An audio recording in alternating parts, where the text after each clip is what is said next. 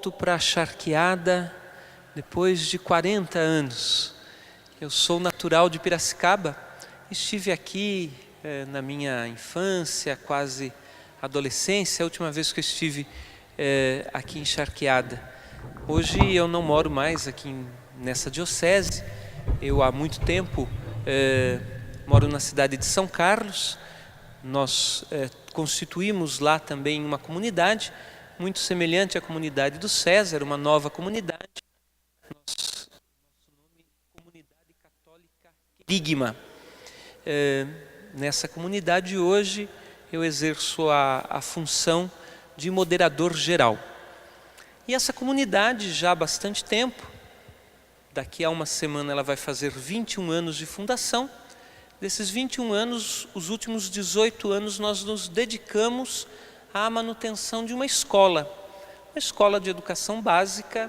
Lá nós oferecemos a educação infantil, o ensino fundamental e o ensino médio.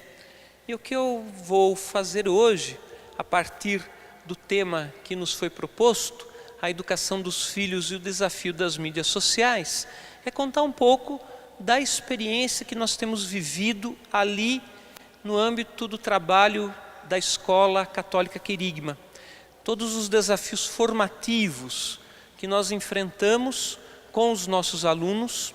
É uma escola católica, mas ela está sujeita a todas as dificuldades e a todos os desafios que qualquer escola, seja pública, seja particular, confessional ou não, vai enfrentar. É um desafio que todos nós enfrentamos, todos nós, em qualquer condição, que é essa realidade das mídias, hoje muito presente na vida das nossas famílias, na vida das nossas crianças, dos nossos adolescentes e dos nossos jovens. É claro que eu vou partir sempre da experiência formativa católica. Então, nós vamos apresentar aqui uma perspectiva de enfrentamento desse problema, porque vocês vão perceber que acaba se tornando um grande problema. Nós vamos apresentar aqui propostas a partir daquilo que é próprio de um católico, não é? Também nós poderíamos pensar em várias realidades. Vou dizer-lhes uma delas. O problema do Facebook.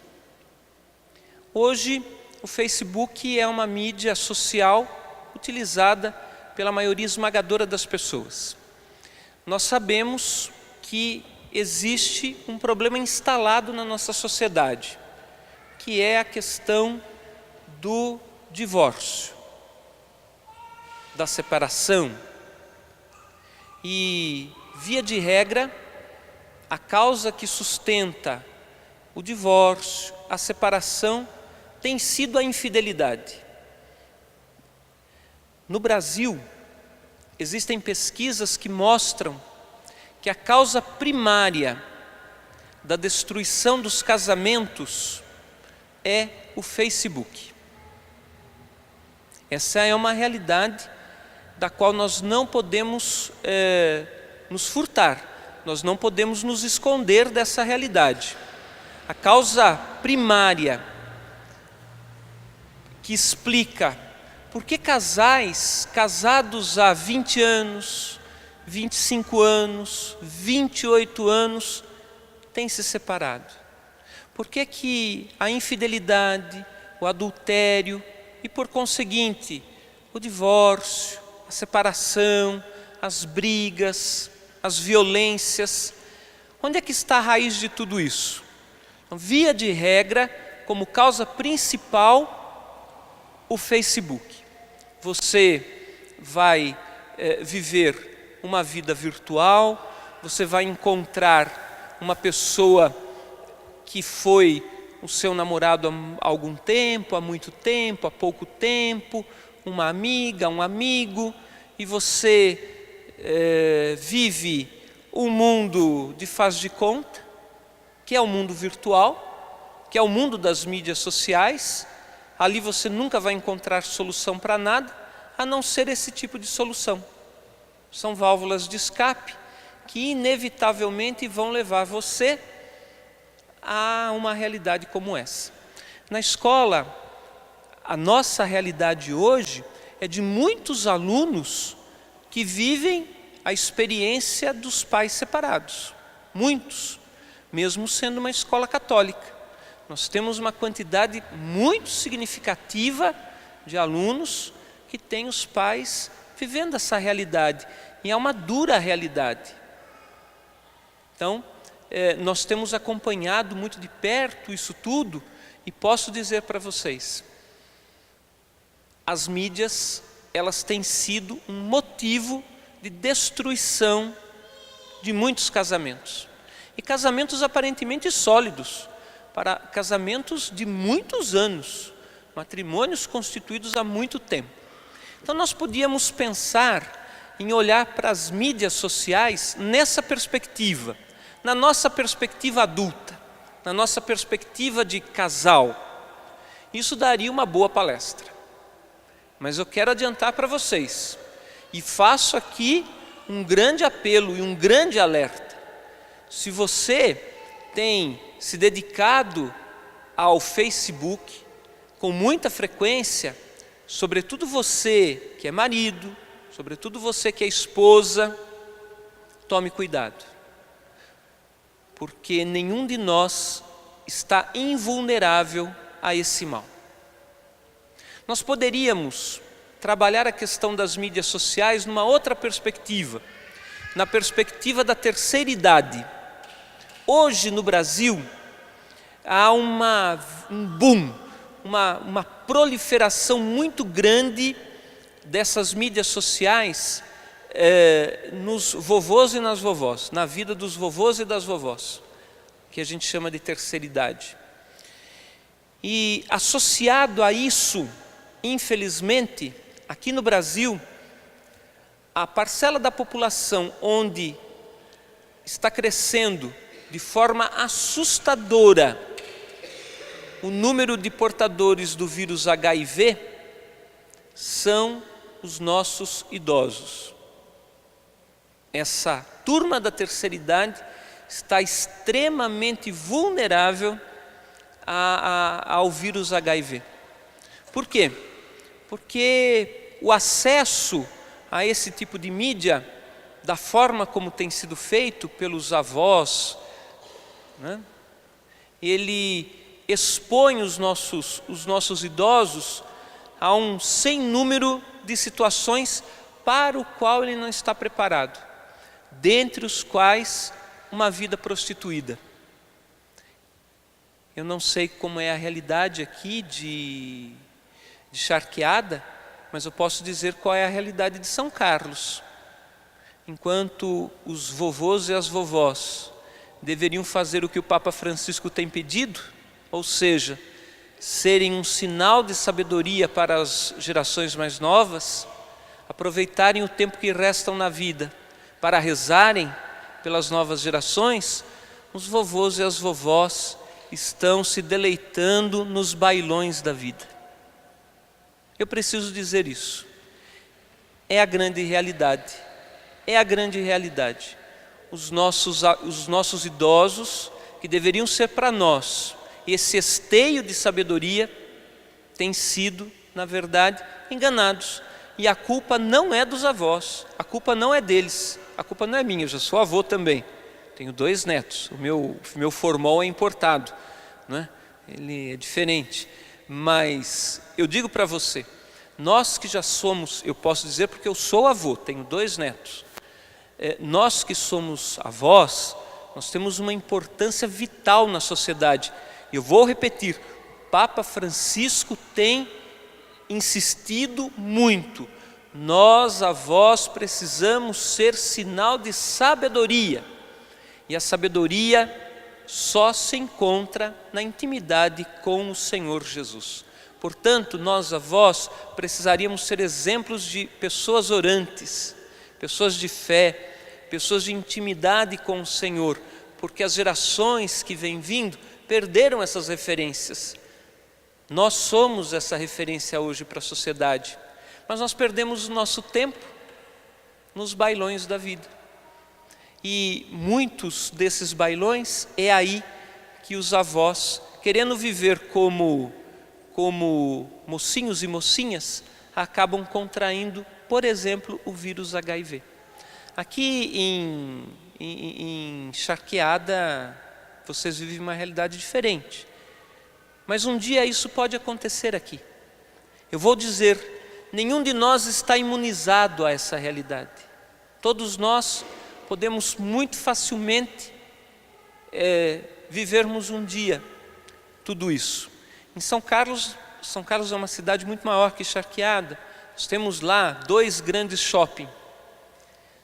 E a coisa mais triste de se ver são os vovôs e as vovós andando como mocinhos e mocinhas, vestidos assim, com os seus namoradinhos e namoradinhas a tiracolo, né? É muito triste. E onde é que eles aprenderam isso tudo? Nas mídias sociais, nas redes sociais, no Facebook, no WhatsApp, no YouTube. Então nós poderíamos também gastar, e não era um gasto, na verdade é uma riqueza, mas nós poderíamos estudar o efeito das mídias sociais sobre os nossos idosos. Tem sido perverso esse efeito. Eu vou dizer para vocês, o efeito das mídias sobre os nossos idosos tem sido perverso. Tem sido perverso sobre as nossas famílias, tem sido perverso sobre os nossos idosos. Mas há ainda uma outra faixa etária, e essa é a mais vulnerável de todas. E é sobre elas que nós vamos falar hoje. São as nossas crianças, os nossos adolescentes e os nossos jovens. O objetivo dessa palestra, será justamente esse: trabalharmos o efeito das mídias sobre as nossas crianças. Eu quero começar, eu vou ter uma ajudante, então eu vou falando, você vai mudando, pode mudar.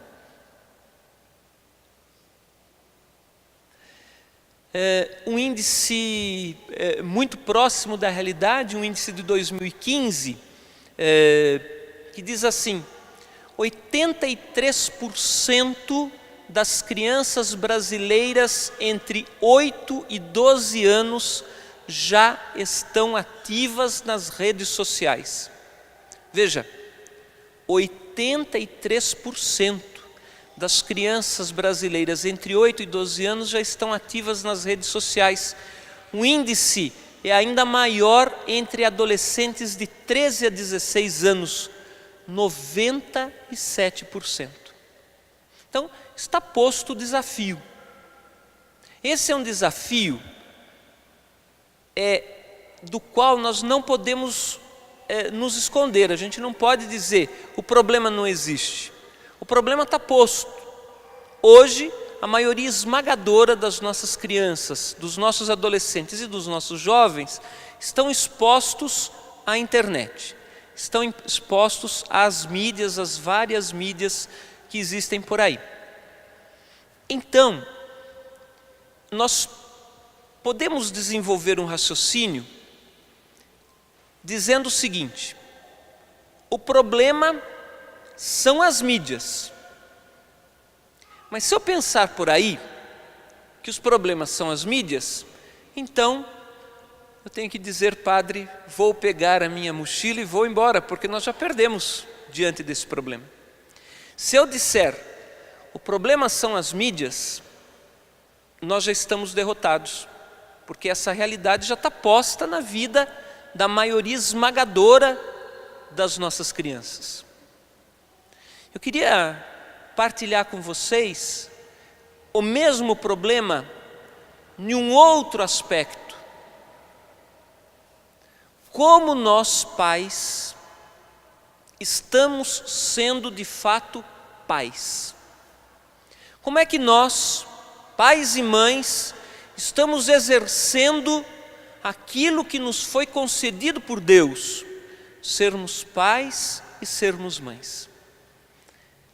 Se nós mudarmos a pergunta e nós trouxermos o problema para nós, o problema é nosso, o problema não é da internet, o problema não é de outras mídias, a televisão, o problema não é da escola, o problema é meu, que sou o pai, porque esse problema me desafia naquilo que eu devo ser. Eu devo ser pai e minha esposa deve ser mãe. Então nós mudamos o foco, nós trazemos para a gente, e se nós trazemos para a gente o problema, então conosco existem soluções. Conosco, se o problema passa a ser meu, então eu posso apontar uma série de soluções para esse problema. Mas para isso, eu antes de tudo, preciso me perguntar, e eu quero que você, que é pai e mãe que está aqui me ouvindo, ou avô, avó, ou então responsável pela formação, pela educação de uma criança, de um adolescente, de um jovem, eu quero que você pergunte-se a você mesmo agora: como é que eu estou exercendo a minha paternidade? Como é que eu estou exercendo a minha maternidade? Eu como homem, na minha casa, eu retomo aquilo que é próprio de um homem na perspectiva da Sagrada Família? Ou seja, eu reproduzo na minha casa as características de São José? Eu preciso me perguntar isso todos os dias. Eu faço hoje a pergunta para os homens que estão aqui, mas por primeiro eu faço a pergunta para mim mesmo. Eu estou resgatando a minha autoridade paterna? Mulher, você que é mãe, ou você que educa alguém, que eventualmente faz às vezes de mãe, você, ao desempenhar essa função, que é dada pelo próprio Deus, você reproduz as características da Virgem Santíssima, que trazia para a educação do menino Jesus a mística de Deus? Porque na nossa casa é necessário que por primeiro seja estabelecido essa realidade, a realidade da autoridade que vem de Deus. A minha autoridade paterna não é uma autoridade humana, mas advém do próprio sacramento do matrimônio, porque quando me casei o padre perguntou se eu iria educar cristamente os filhos que Deus me concedesse. Como consequência do sacramento do matrimônio, eu, homem, recebo de Deus um presente, a autoridade. Uma autoridade que é divina. E você, mulher, recebe de Deus um presente, a mística de Deus. E é desse equilíbrio, autoridade e mística, que nós precisamos educar os nossos filhos. Veja, hoje nós estamos vivendo um mundo em que esses valores eles estão invertidos. Infelizmente,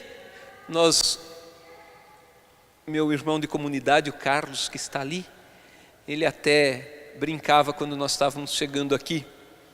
Eu tenho uma expressão que mostra bem a inversão dessas funções que Deus pensou para nós. Hoje nós estamos vivendo uma sociedade que fragiliza o homem. Nós estamos, infelizmente, percebendo homens fragilizados, homens que são verdadeiros saquinhos de pipoca. Me desculpe, homens, mas eu tenho que dizer isso. A nossa sociedade está educando os homens para serem verdadeiros saquinhos de pipoca. Me perdoe, preciso dizer isso.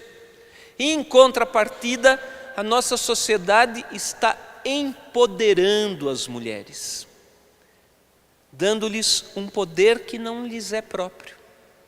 Há uma inversão de valores. Pensa um pouquinho na família de Nazaré e pensa no primeiro homem e na primeira mulher, na primeira família humana, Adão e Eva. Vamos pensar primeiro na família de Nazaré. Nossa Senhora, grávida, prestes a dar à luz, precisa ir com José, com seu marido, porque o imperador da época determina um recenseamento. Eles saem de Nazaré e vão até Belém. Se alguém teve a oportunidade de ir lá, eu não tive, no seu César já foi para lá, mas o padre já foi. É um terreno super lisinho, né, padre? Não tem montanha nenhuma, não tem pedregulho, é um solzinho tranquilo, nem um pouco escaldante, super fácil, no lombo do burro. Não me consta no Evangelho que Maria Santíssima disse para o seu marido: olha bem, eu não vou, porque eu estou quase para dar à luz. Me consta que ela subiu no lombo do burro e acompanhou o seu marido. Chegando lá, em Belém, tinha um hospital de primeiro mundo esperando Maria, não é? Enfermeiras, UTI, neonatal, sala de parto, parto assistido, parto humanizado, uma beleza, não é verdade? E aí então, também não me consta, e olha que José procurou, hein? Bateu num lugar, bateu no outro, e não me consta, pelo menos eu não li lá no Evangelho, que Maria Santíssima reclamou com São José: pronto, olha, eu estava esperando uma maternidade, mas você me arruma uma estrebaria no meio dos bichos para ter o menino Jesus. E aí depois, logo que o recém-nascido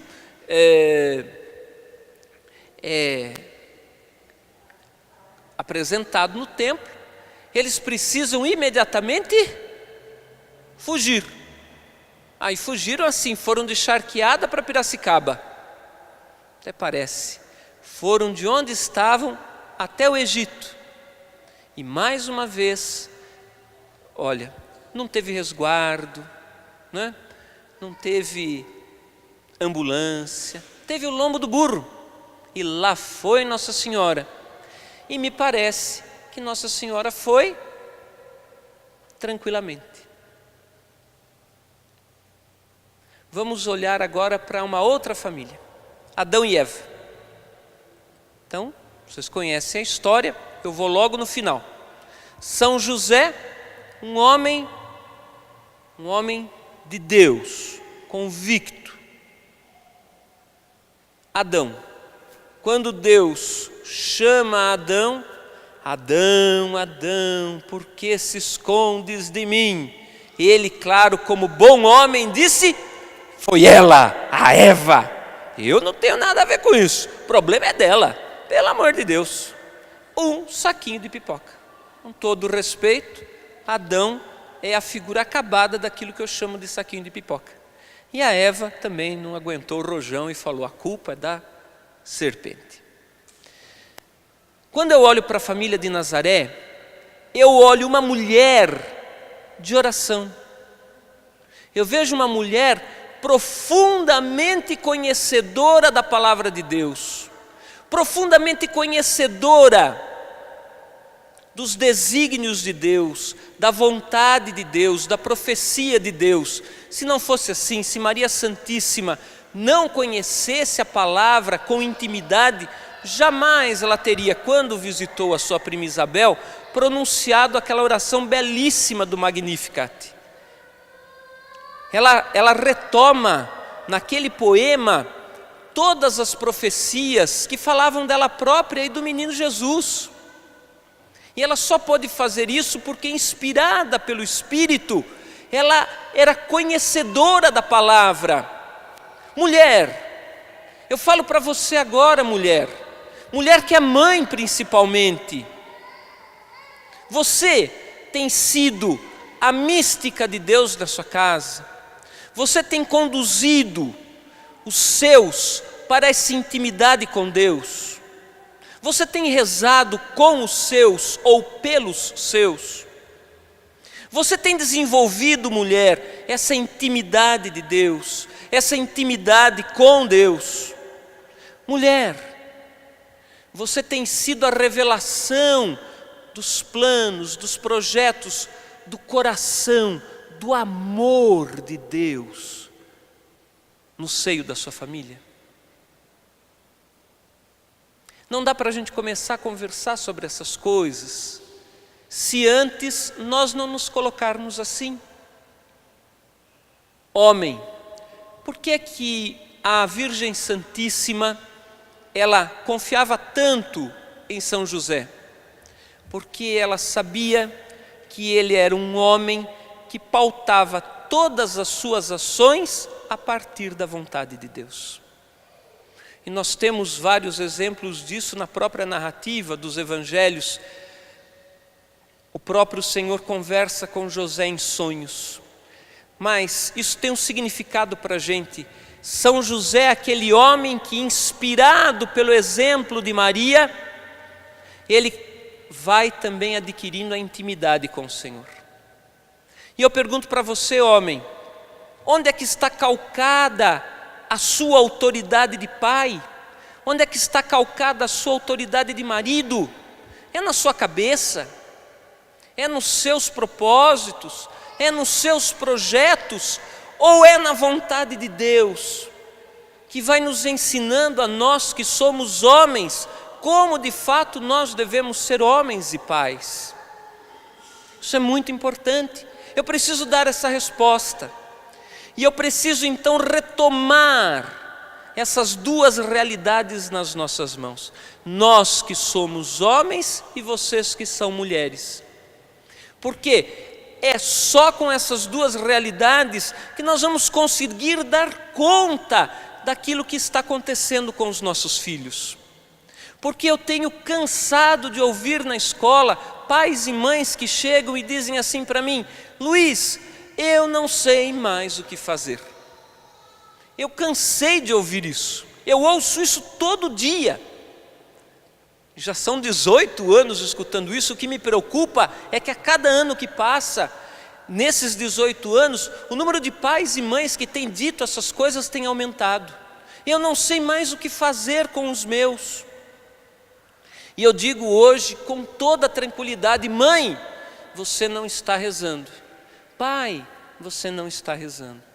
Mãe, você não está tendo uma vida sacramental. Você não está comungando.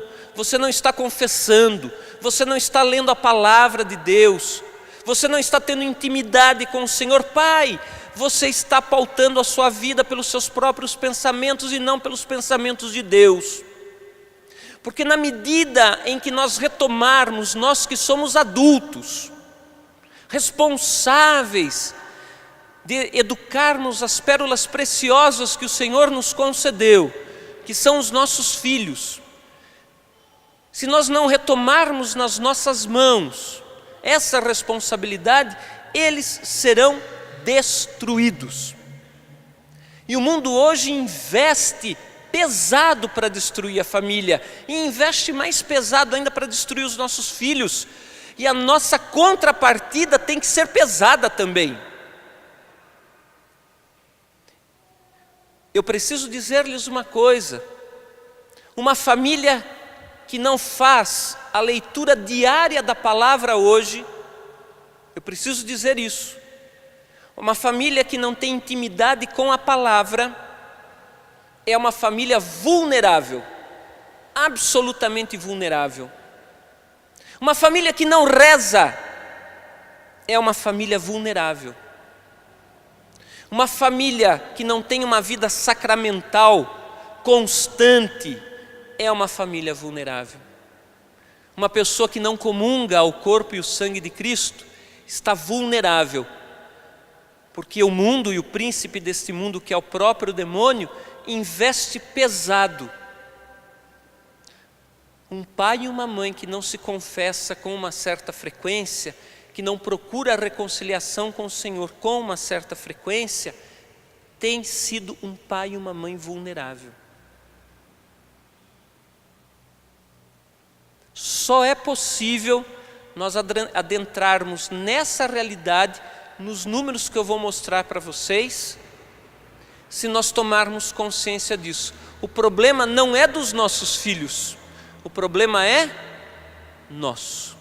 E nós só vamos ter sabedoria, discernimento, ciência, inteligência para resolvê-los na medida em que, por primeiro, nós resgatarmos aquilo que nos é próprio, a nossa autoridade e a nossa intimidade com o Senhor.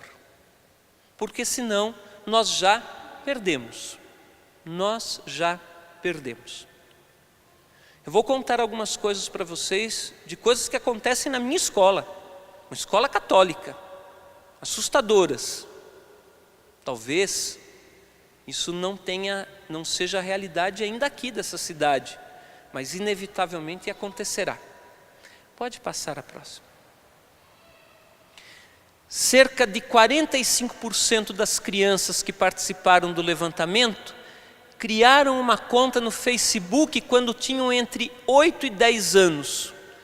Vale ressaltar que as regras de segurança da rede social só permitem a criação de contas para pessoas com mais de 13 anos. Eu digo para você, há um erro de início. Quando a criança, ela cria uma conta, sabendo que a regra está sendo violada, é porque já existe na formação dessa criança algum problema. Já existe uma certa dificuldade. Talvez, nós pais tenhamos sido muito permissivos. E às vezes nós somos mesmos. Nós reclamamos tanto da corrupção nesse país. Reclamamos tanto, reclamamos. Mas e nós? Quantas pequeninas corrupções nós nos permitimos todos os dias? Você já parou para pensar? Quantas pequenas corrupções nós mesmos nos permitimos? E olha, os nossos filhos percebem. Os nossos filhos percebem. Uma mentira que a gente fala, mentirinha. Ah, não é bem assim. Ah, isso pode. Isso vale. Ah, não, isso não é pecado, não. Os nossos filhos vão aprendendo essas coisas. E aí, é claro, mas quem vai saber que eu tenho 8, 9 ou 10 anos? É só mudar ali, colocar que eu tenho 13, 14, 15, 20, 30 anos e eu criei a conta no Facebook. O problema, meus filhos, não é a criação da conta pela conta. O problema é o que está por trás disso. Essas 45% de crianças que mentiram já aprenderam a mentir. O problema está aí. O problema não está no fato de que elas criaram a conta. O problema é que antes de criarem a conta, elas já mentiram. E se elas mentiram, muito provavelmente a formação que eu proporcionei para elas não foi a formação adequada. Eu já estou falhando em alguma coisa. Então é necessário. Se isso aconteceu já na sua casa, e é isso que eu tenho orientado os pais. O problema, pai, não é o fato dela ter criado a conta. Tem um problema muito maior que esse. O problema é que ela já está vivendo com as pequenas corruptelas. Ela já está vivendo com as pequenas mentiras. Uma criança que aos 8, 9, 10 anos vai trabalhando pequeninas mentiras, aparentemente inofensivas, logo vai operando outras grandes mentiras. E opera mesmo.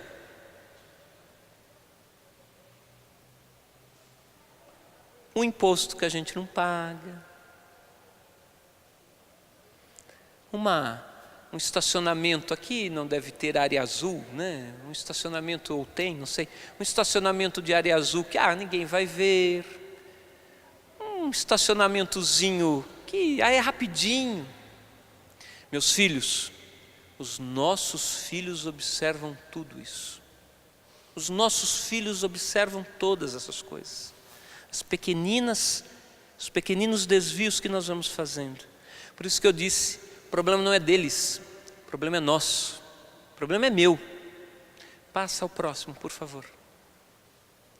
20% dos entrevistados entre 8 e 12 anos dizem que já se encontraram ou se encontrariam com alguém que conheceram na internet. Então hoje, na escola católica Querigma, escola da qual nós fazemos parte, nós temos tido muitas meninas que se mutilam. Muitas se mutilam, quer dizer, elas se cortam nos braços ou se cortam na virilha. Meninos menos. A gente tem observado que com os meninos isso é menor, mas as meninas. Vou dar-lhes uma dica. Um calor terrível fazendo.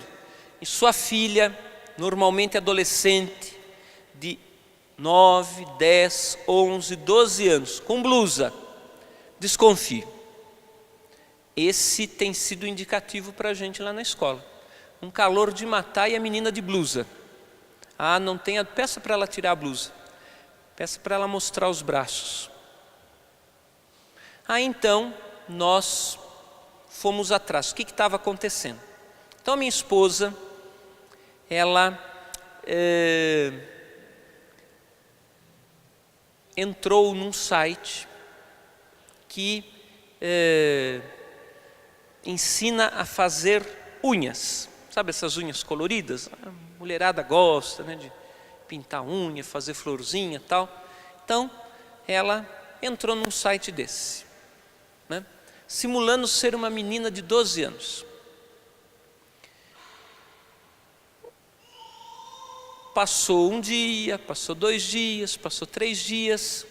Num quarto dia, depois de ela entrar algumas vezes no mesmo site, no cantinho da tela aparece assim: você está triste?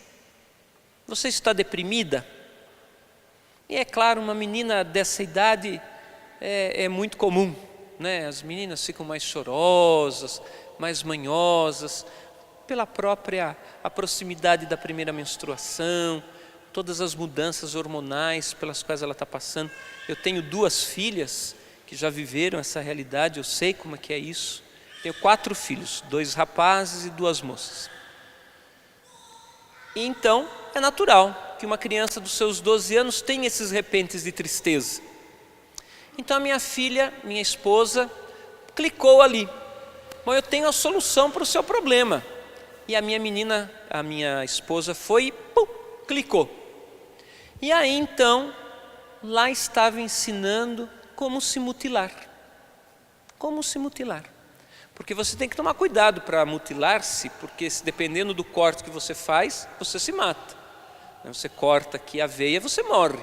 Então tem o jeito certo de se cortar, né? E aí tem toda uma técnica lá, como você se corta, dói, depois para de doer, aí depois você continua entristecida como uma droga. Só que isso passa com o tempo. E aí vem a próxima etapa. A próxima etapa, olha, o corte nos braços já não funciona mais. Começa a cortar a virilha. Depois o corte da virilha já não satisfaz mais. E aí existem 2 caminhos. Ou o caminho da droga, então começa com êxtase e rapidamente se chega no crack.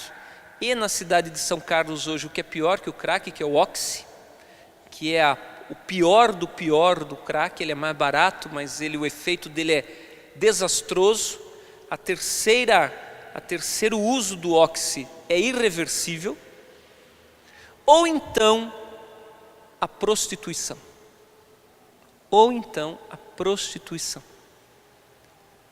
E nós temos ali na escola acompanhado casos de meninas com seus 12 anos que compartilharam fotos nuas na internet, que já estão viciadas em pornografia e que estão nessa situação. Meninas dos seus 8 a 12 anos, vulneráveis, porque não foram bem formadas. A culpa não é dela. Ela é uma vítima. Se existe uma responsabilidade nessa história toda, a responsabilidade é nossa, de pai. A responsabilidade é nossa. O que é que nós colocamos na vida dos nossos filhos? O que é que nós temos colocado na vida dos nossos filhos? Então eu preciso perguntar de novo para todos nós. Nós temos apresentado modelos de santidade para os nossos filhos? Nós lemos a palavra de Deus com eles? Temos lido a palavra com os nossos filhos? Cotidianamente. Nós temos levado os nossos filhos à missa? Nós temos feito os nossos filhos participarem da missa?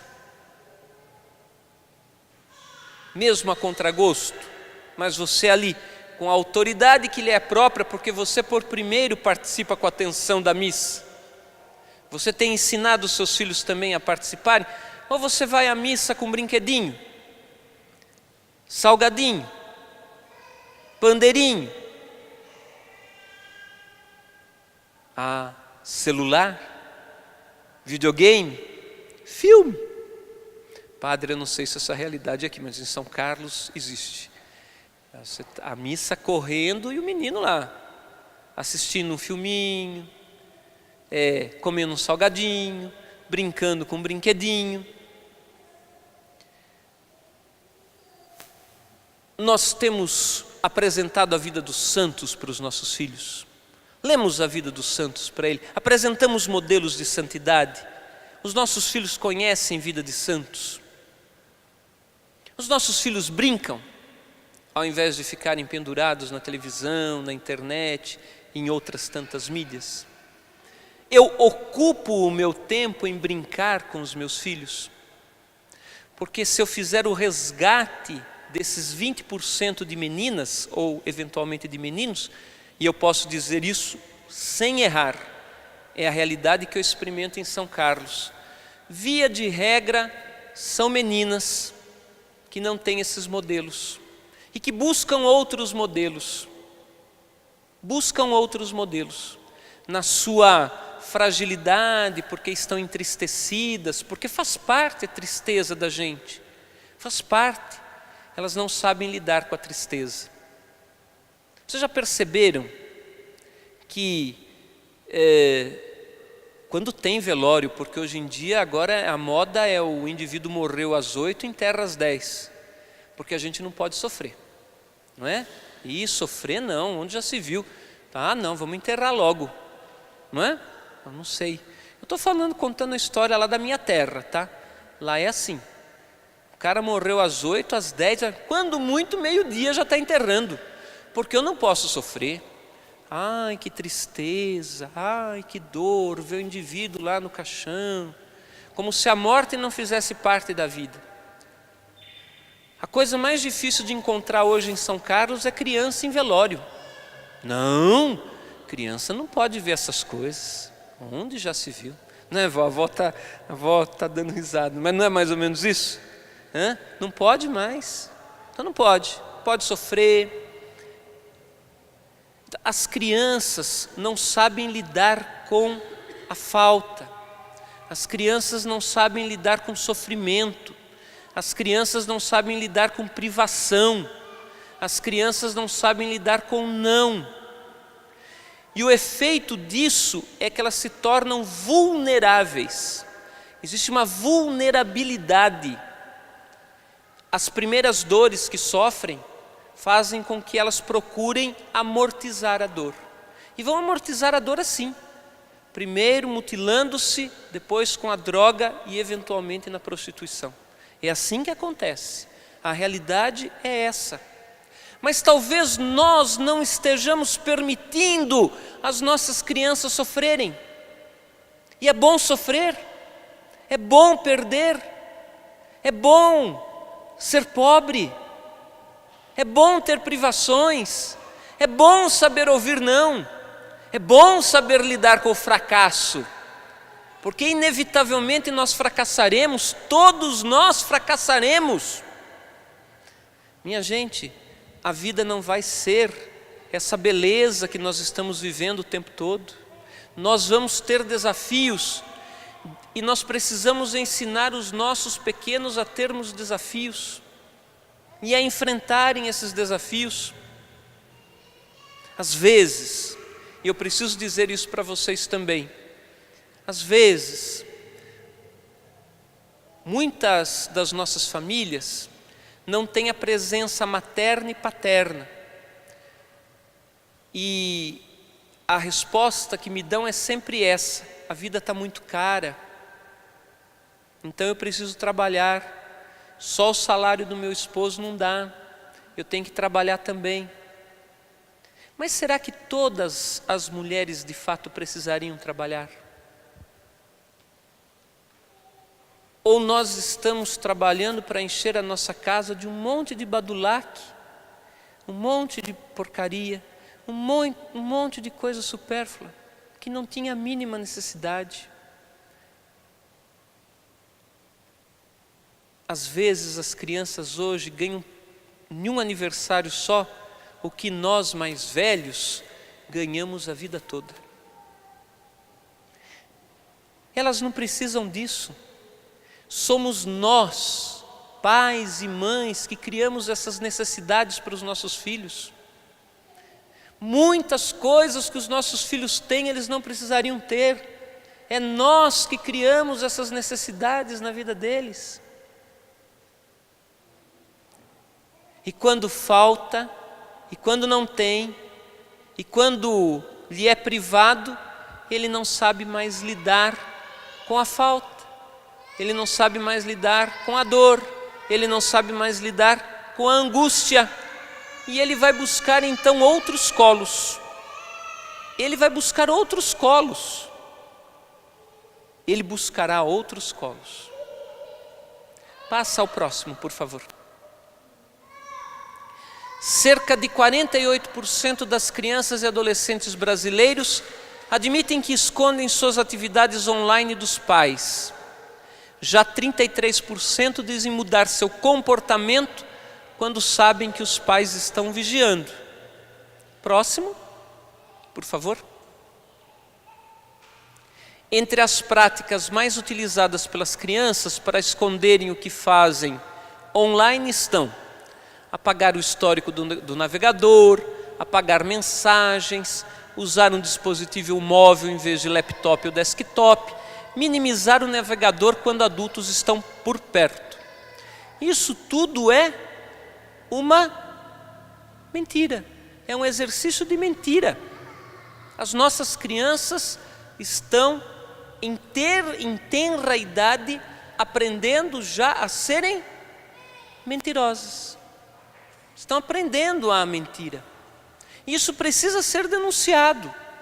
E precisa ser apresentado.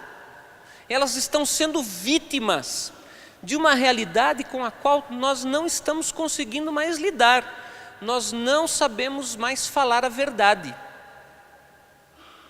Mas eu pergunto para você, pai e mãe, e eu preciso perguntar isso para você: como tem sido o seu exercício de verdade? O que é verdade para você? Porque hoje nós estamos vivendo um relativismo muito grande. As verdades hoje somos nós que construímos, infelizmente.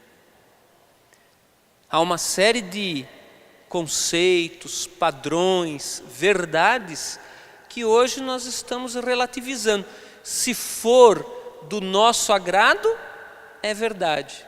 Mas se não for do nosso agrado, isso não é bem assim. Quantas vezes nós já falamos, isso não é bem assim? As nossas crianças vão aprendendo.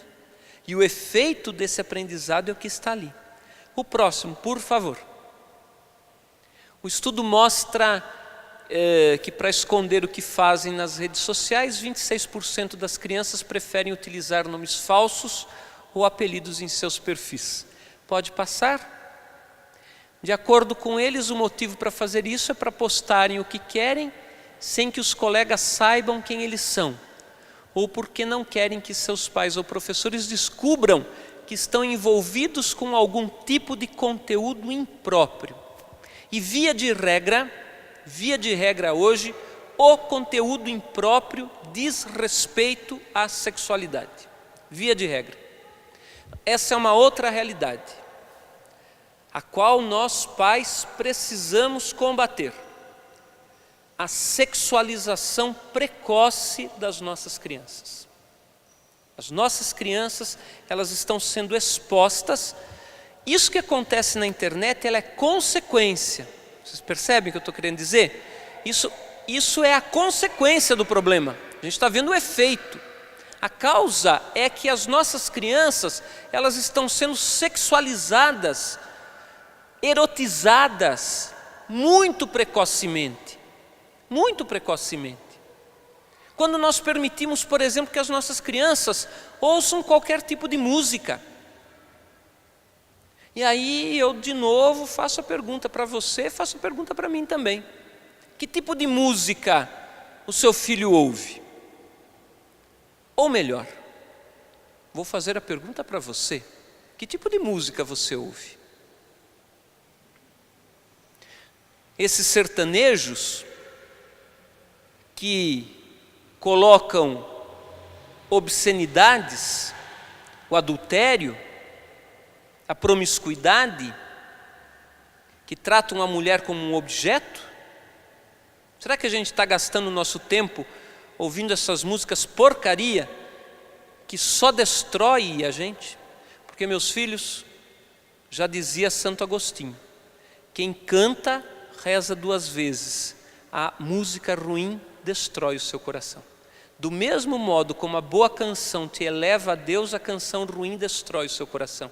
Essas bobagens que vão entrando no seu ouvido, modões sertanejos por aí que tocam na rádio direto e reto, que coloca o adultério como uma coisa boa, que coloca a infidelidade como uma coisa boa, que fala as maiores bobagens das mulheres. Isso vai entrando na nossa cabeça, isso vai fazendo parte da nossa realidade, quanto mais com uma criança. Esses funks da vida, isso deveria ser um crime, um crime. Você não pode permitir que o seu filho, sua filha se submeta a isso. É lixo preparado pelo demônio. Isso destrói a gente, destrói. Não, meu filho não assiste, não ouve nada disso, tal. A única coisa que ele faz é assistir a novelinha das 6 horas da tarde, ou das 5, ou das, já nem sei mais, porque faz tanto tempo que eu não assisto televisão. Aliás, vou dizer para você, uma boa prática é você desligar a sua televisão. Faz uma cara que eu não assisto televisão. E olha, garanto para você, eu sou uma pessoa extremamente bem informada. Não vai lhe fazer falta. Antigamente existia um programinha que se chamava Malhação. Existe isso, essa porcaria ainda? Existe. Pois é. Essa é a novelinha das crianças, né? Que ensina como namorar, que ensina como ter um relacionamento escondido do pai e da mãe, que ensina como mentir, que ensina a se prostituir.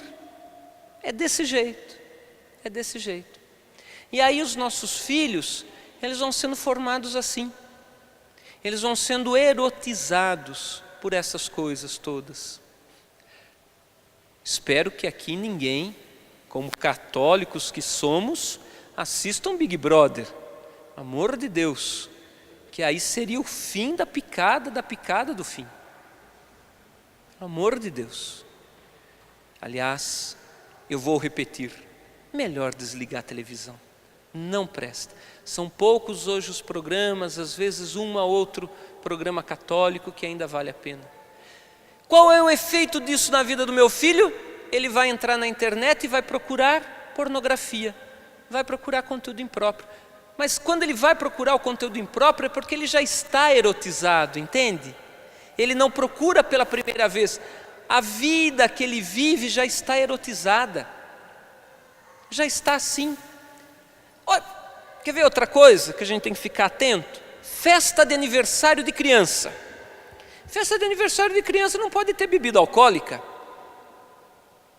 Mas talvez nós façamos festa de aniversário de criança com bebida alcoólica, música ruim. Está aí. Qual é a consequência dessas pequenas coisas que são gigantescas? O meu filho depois ele está pronto para buscar toda essa porcaria. Percebe que o problema então é outro? O problema não é a mídia, o problema somos nós, que não estamos preparando bem os nossos filhos para lidar com as mídias. Passa ao próximo. Quase 30% das crianças passam de 2 a 5 horas por dia usando o dispositivo móvel em atividades como assistir vídeos, mídias sociais e trocar mensagens, de 2 a 5 horas. O próximo.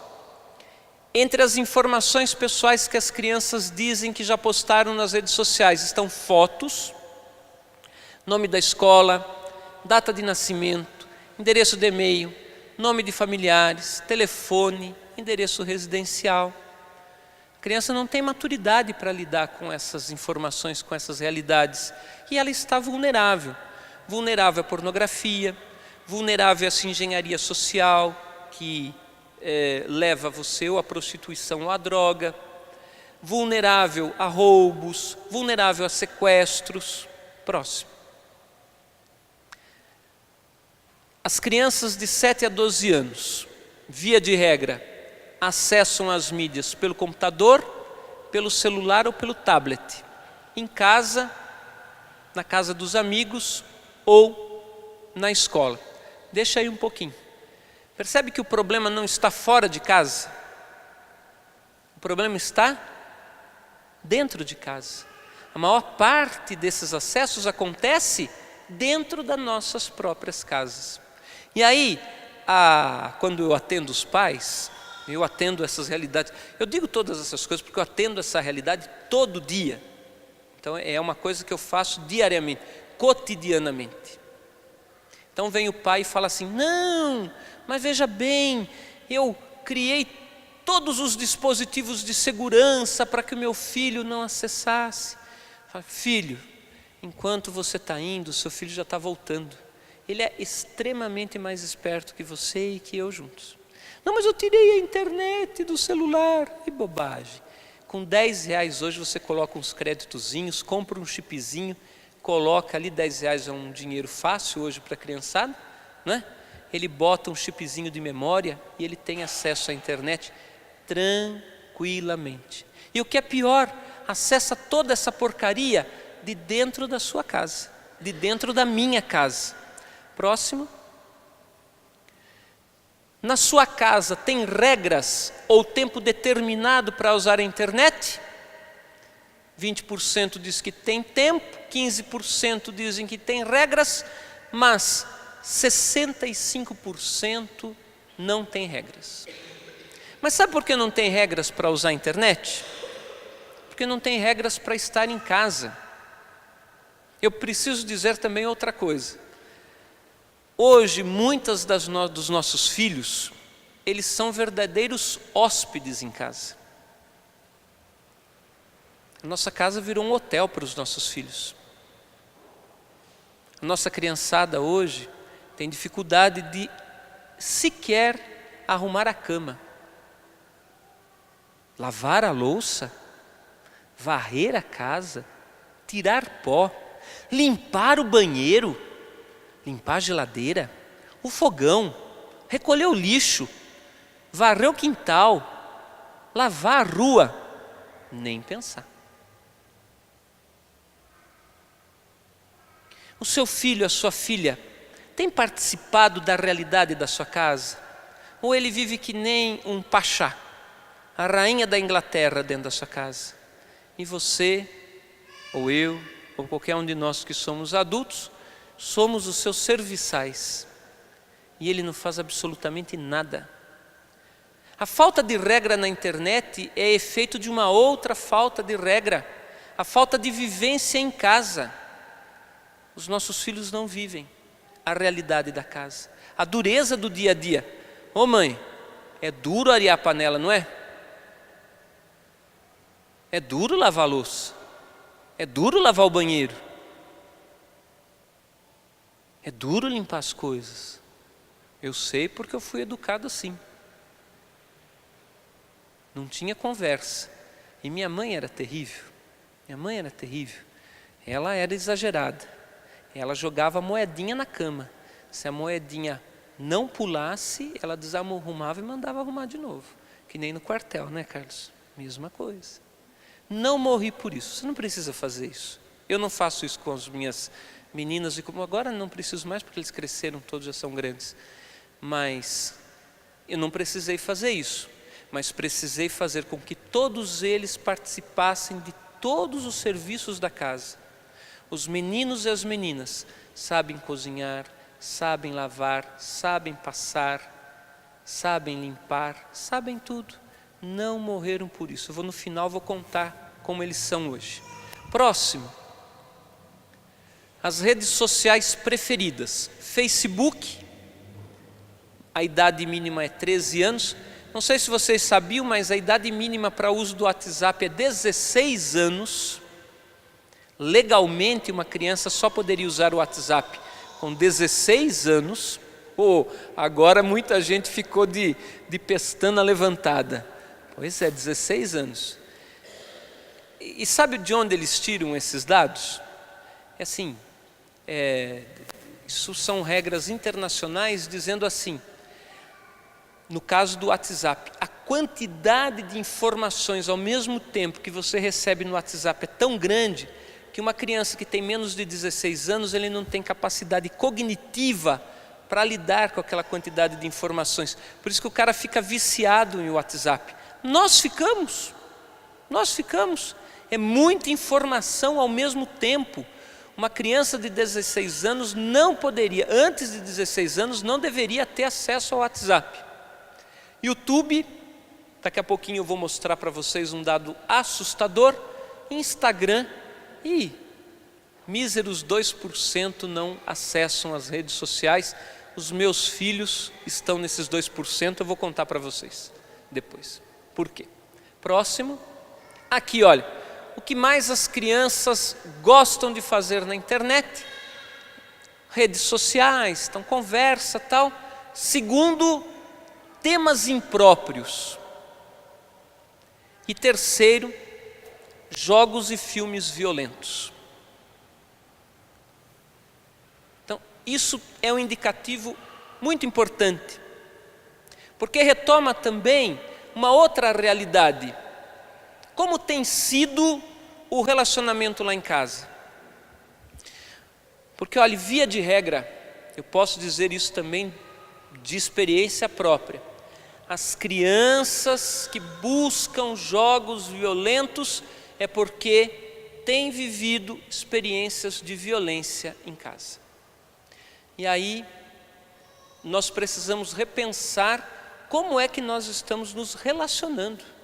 Primeiro como marido e mulher. E aí, a música com a qual o padre se iniciou, né? Onde reina o amor, percebe? Eu achei muito interessante quando o senhor começou, eu falei, é isso mesmo, padre, olha, não poderia ser. No final a gente até podia cantar de novo, porque é por aí. Como que tem sido o nosso relacionamento marido e mulher?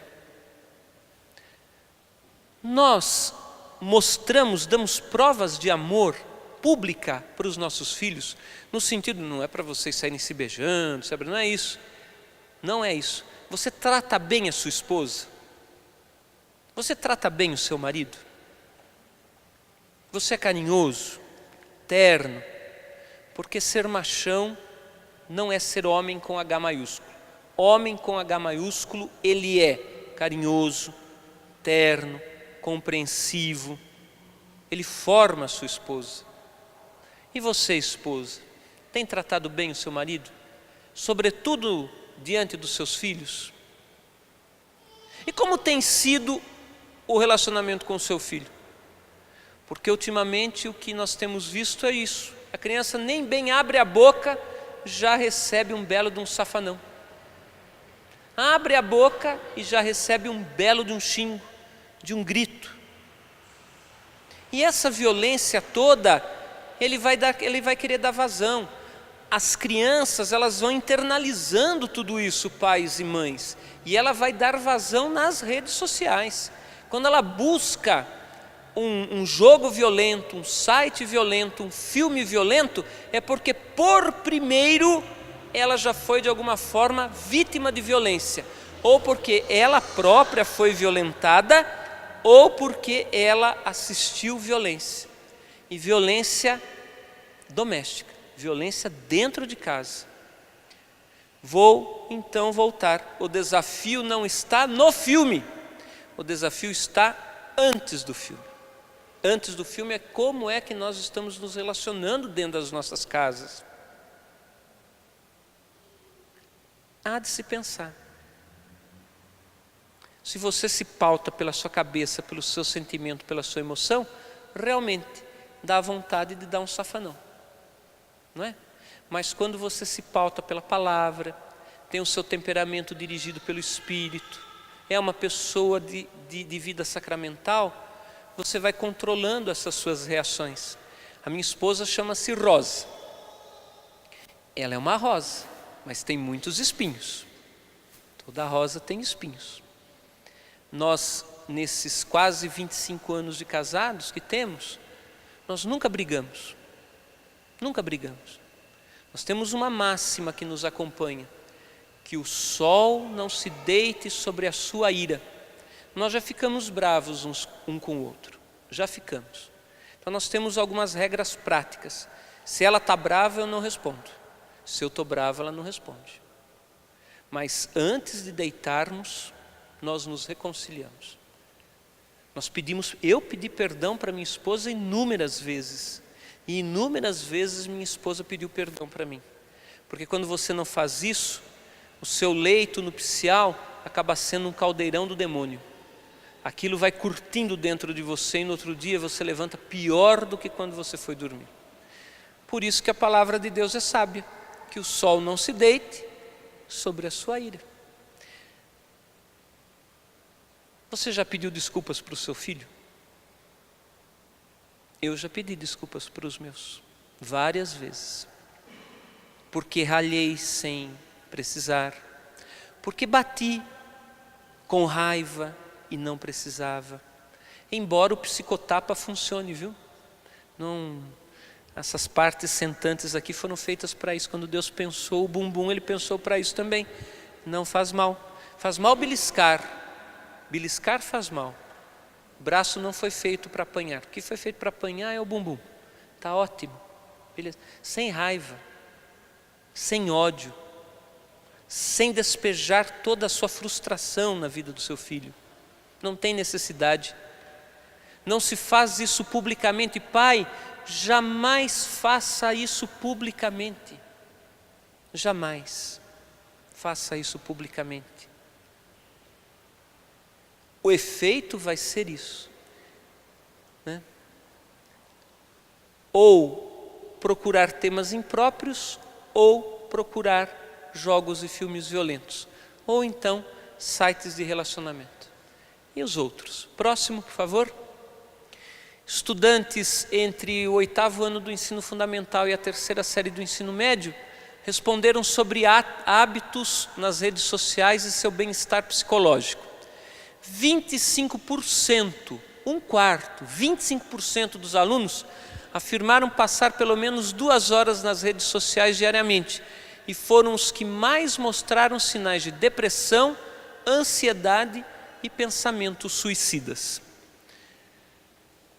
Essa é uma realidade que nós estamos vivendo hoje. Quem é a secretária de Educação? A senhora. O mês passado foi um mês em que todas as redes, aqui no estado de São Paulo, pelo menos a rede estadual, lidou com a questão do suicídio. Não é? Foi o mês de setembro.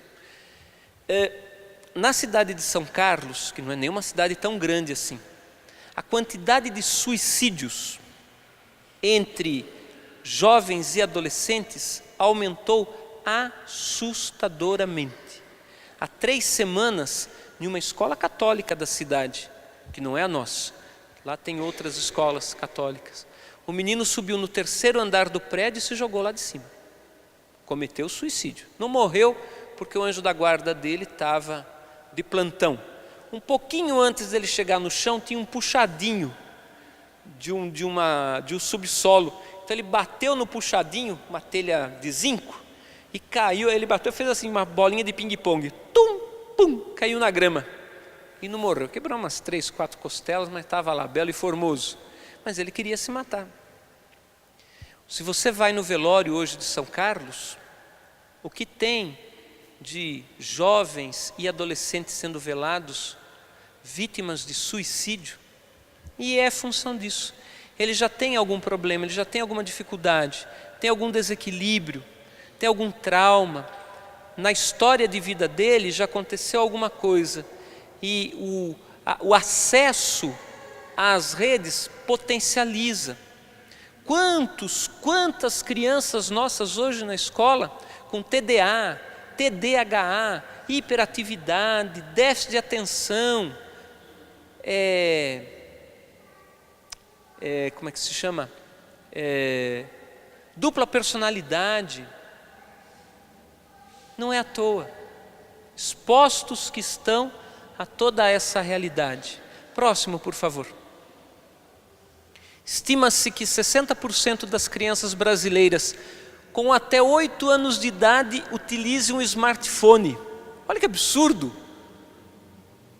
60% das... Esse é um dado recente, publicado na Folha de São Paulo, agora de junho de 2018. 60% das crianças brasileiras com até 8 anos de idade utilizam um smartphone. 49% delas têm seu próprio tablet. E é verdade, eu vejo isso lá pela escola, eu vejo pelo meu sobrinho. O sobrinho pequenininho que era, já tinha o seu tabletzinho. E 20% tem seu próprio smartphone. Agora cuidado, caia da cadeira ou do banco no caso.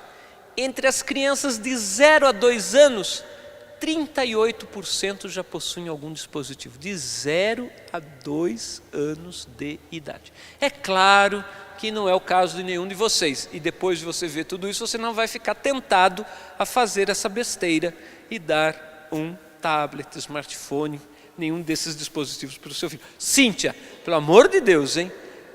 Você prende ela lá, amarra ela na cadeira, o César, se a Cíntia me fizer um negócio desse. Próximo.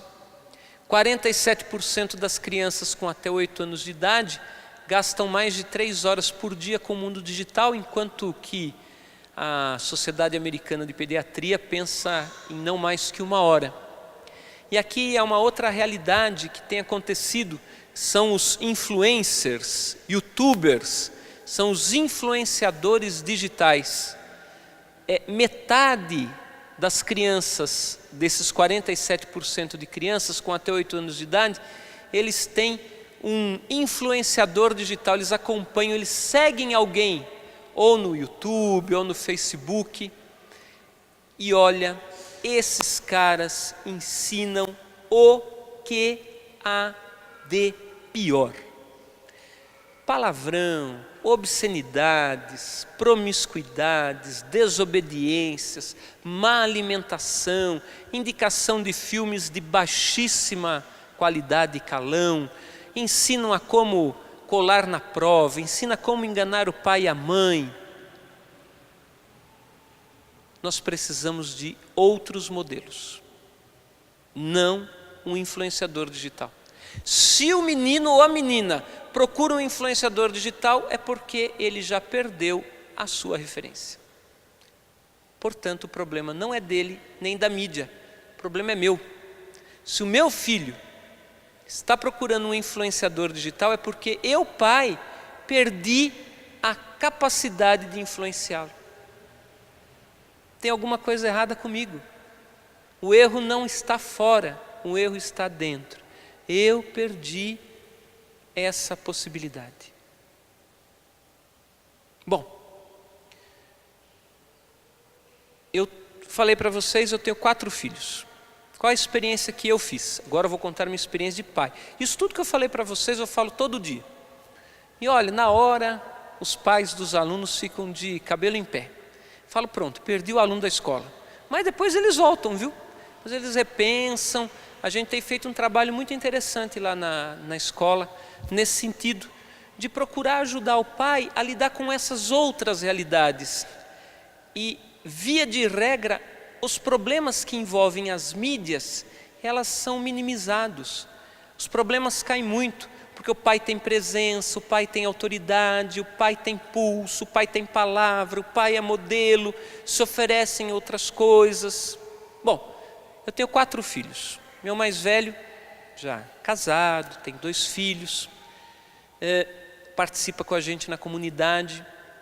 Ele é pedagogo, ele formado pela Unesp, uma universidade importante na região. Ele é músico formado pela Universidade Federal. Ele é geógrafo formado por uma outra universidade. Ele é mestre em educação e está terminando o doutorado dele em educação. Sabe quando ele ganhou o seu celular pela primeira vez? Quando tinha 21 anos de idade. Garanto para você, ele não morreu. E ele teve sucesso. Na escola, o Carlos sabe, é um dos professores mais queridos. Trabalha com a gente lá. Estudou e não precisou de nada dessas coisas. Não precisou. E olha, eu não precisei fazer força. A gente foi educando o menino, dizendo para ele, isso é bobagem, você não precisa disso. Tudo que você precisa, você tem fora disso. Você tem em casa, você tem na comunidade, você tem na igreja, você tem no seu grupo de amigos. A gente tem que aprender, infelizmente, a dizer, esse amigo não serve, não é hora para você ter essa amizade. E meu filho não era fácil. Vou dizer para vocês, vou contar uma coisa, vai ficar gravado, ele vai ficar bravo, mas paciência. Ele não gosta muito que eu conte essas coisas. Quando ele tinha os seus 15 anos, ele saiu de casa. Saiu de casa para ia sair com um colega. Ele era o primeiro filho. A gente faz muitas bobagens no primeiro filho. Deixei ele sair. Mais à noite, um pouquinho, recebi um telefonema de um amigo dele que sabe que eu não gostava dessas coisas.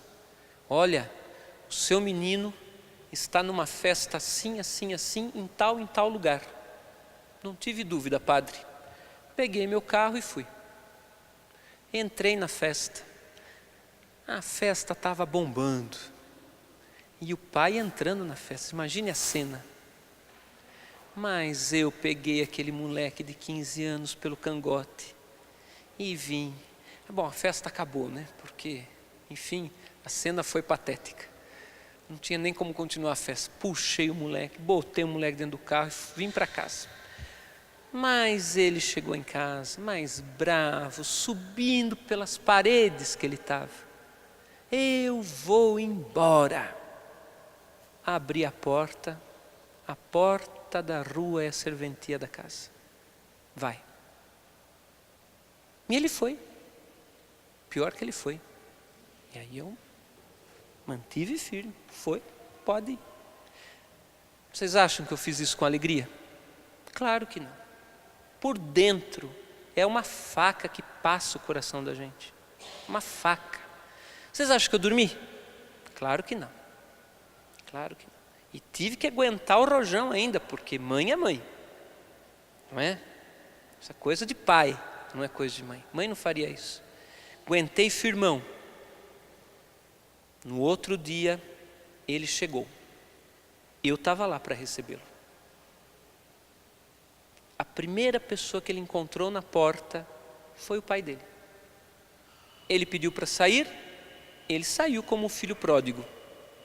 Mas o pai do filho pródigo esperou ele voltar. Eu estava esperando ele voltar. Ele voltou, me pediu perdão e nunca mais esse menino me deu um problema. Nunca mais ele me deu um problema.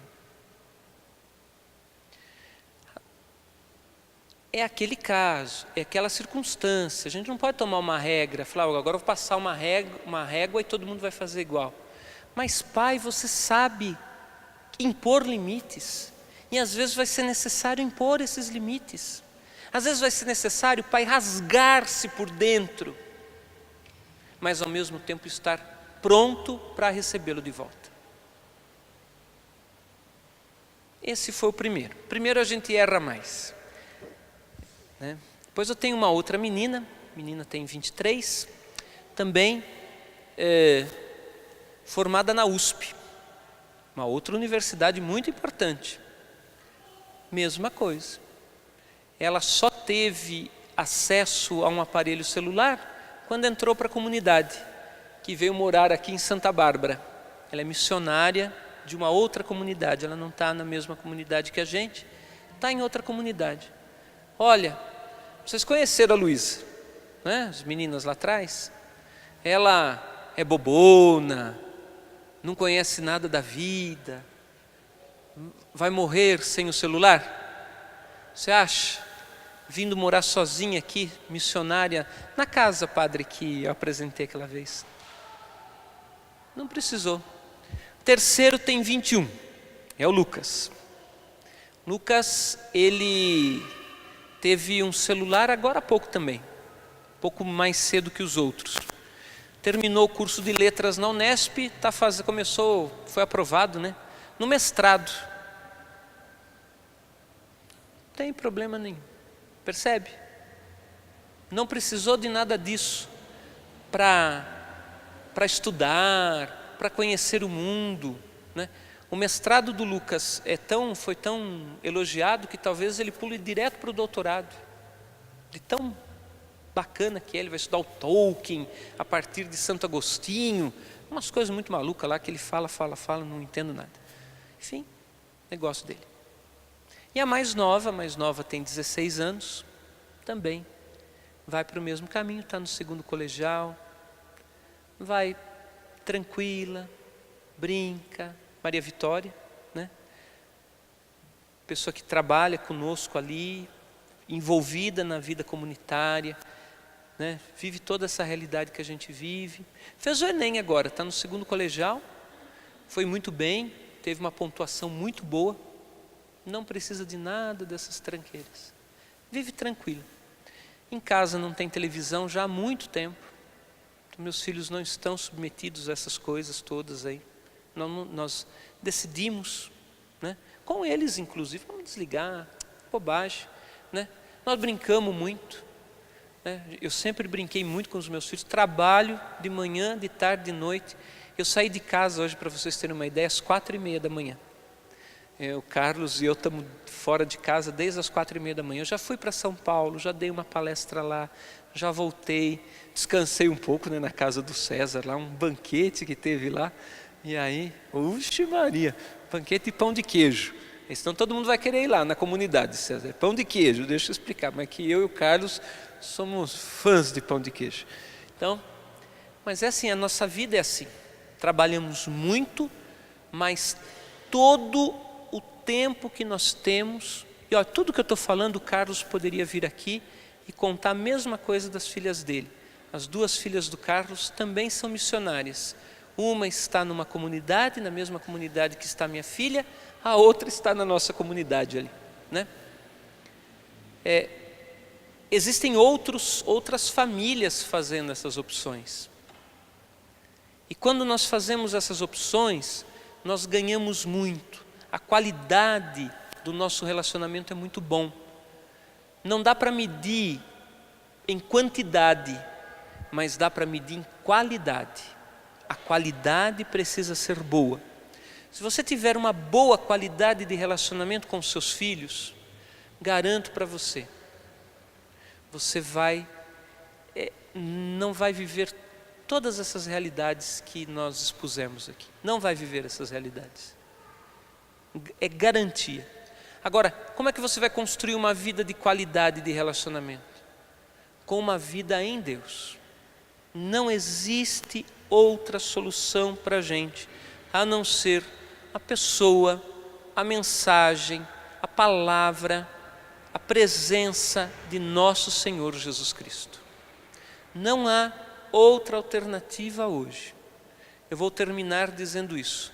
O desafio das redes sociais é refazer o nosso relacionamento familiar, o que implica o nosso relacionamento de marido e mulher, o que implica a nossa função de ser pai e de ser mãe, o que implica as escolhas que nós fazemos, porque a autoridade é nossa. Nós precisamos refazer muitas escolhas que nós estamos fazendo. O desafio será vencido. Os números são perigosíssimos. Se eu achar que o problema não está comigo, está na rede ou está com o meu filho, eu já estou derrotado. Tá bom? É essa história que eu queria contar, a partilha de contar para vocês. Foi uma alegria poder falar tudo isso, né? Espero que... eu sei, são coisas muito duras, algumas coisas são muito duras, mas também não dá mais para viver mediocremente. A humanidade geme como uma mulher em dores de parto, esperando a manifestação dos filhos de Deus. Não dá mais para ser católico medíocre, não dá mais para ser cristão medíocre. Nós precisamos desmundanizar a nossa vida. Nós estamos vivendo uma vida muito mundanizada. Nós precisamos romper com essa mundanização. E a igreja, a vida na igreja, ela nos oferece o melhor caminho para tudo isso. Muito obrigado, que Deus os abençoe.